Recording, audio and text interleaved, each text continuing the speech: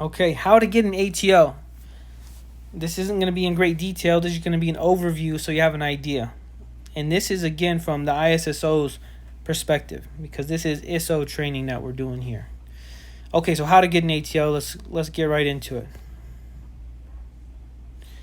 What is an ATO? Well, if you clicked on this, you probably have an idea what it is. You probably know the answer, but just in case, let's go over it. An ATO is a formal declaration that authorizes an IT system to operate in a specific environment, ensuring it meets certain security requirements. In other words, it's a permission slip, you guys.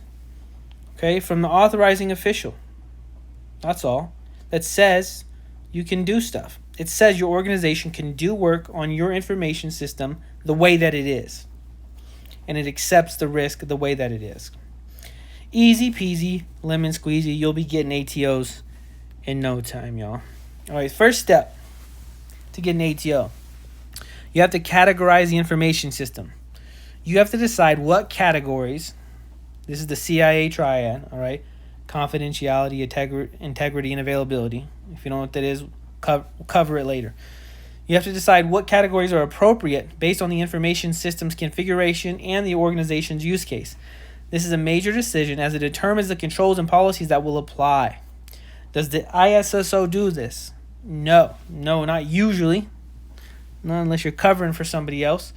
This is not an ISSO decision, but it is your job to explain it to the ISM and the ISO, the information system owner, the exact scenario so they can make an informed decision. And there's a science to this, okay? But we can get into that later. But what you need to know is these are things that come from above. If you're the ISSO, it comes from above. You don't make this determination, all right? Next, you select the controls. So once your categories are determined for the CIA triad, okay? Once that's been done, controls can be selected. The controls are the security standards that are either technical or policy in nature, and you'll work with your SCA on this. Okay, but again, this is a science. There's an exact way to do this. If you have the exact same scenario as someone else, you'll plug in that scenario with those overlays and you'll get the same results. But things can be tailored in and tailored out based on your situation and what your SCA says, okay? But just understand that the categorization and the selecting the controls doesn't happen at the ISSO level. Again, it comes from above, okay?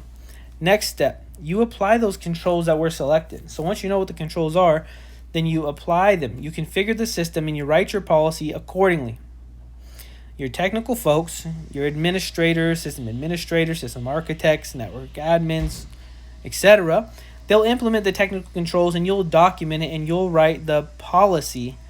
And you will use other people in your team will impact the policy. You'll need help writing the ConOps. You'll need help writing the SSP and these other artifacts, but you will be the key person that's responsible for that. All right, and those controls that you apply should match up with what has already been selected for you. All right. Next, the controls will be assessed. I hope you kept your receipts.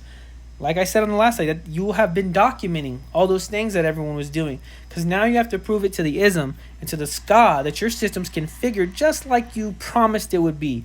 You pinky promised the SCA that you do it a certain way, and that's what you have to show them. So your documentation should reflect reality, and your documentation should be compliant with the controls that were selected based on the categorization of your system. Thank you. God bless you. Stay with me. Okay. Any deviation from those controls should be documented, mitigated where possible, and added to the POAM. Your plans of action and milestones. That's POAM. When appropriate. Okay. And finally, that's right, ATO? More like ATO. Once the ISM, the SCA, and the AO have seen and approved your overall package and the organization's cybersecurity posture, you'll receive the much cherished ATO. Well done. All right, now if you have more questions or anything else you'd like me to cover, please please let me know. Otherwise, thanks for watching. And remember, you can find more stuff like this at issocamp.com. Thanks, y'all.